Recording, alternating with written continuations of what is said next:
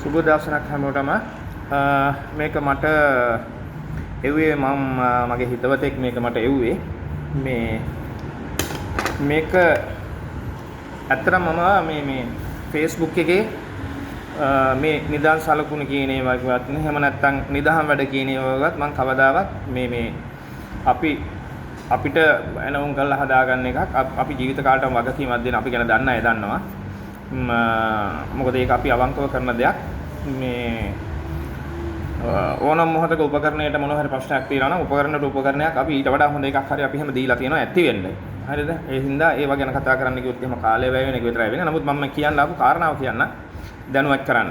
මොකද අපේ උපකරණ සමහර අය ගත්ත අය අරන් ගිහිල්ලා කොපි එකක් ගහනවා. හරිද? එතකොට අන්න ඒ ගැටලු නිසා මම මේව කරන්න නැත්නම් මට මේක යාළුවෙක් කිව්වේ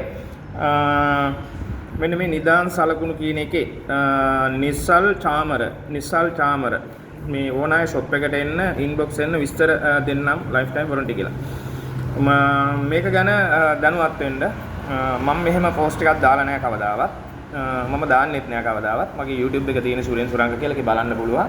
අපි කවුද කියන එක. ඒක දැනුවත් කරන්න තමයි ගත්තේ. යම් කිසි කෙනෙක් මේ සම්බන්ධයෙන් මොන හරි කවුරු හරි මොන හරි එකක් කියනවා නම් ඒ සම්බන්ධයෙන් මම ඇත්තටම වගකීම් බාර ගන්න නැහැ කියන්න තමයි මම මේක ගත්තේ.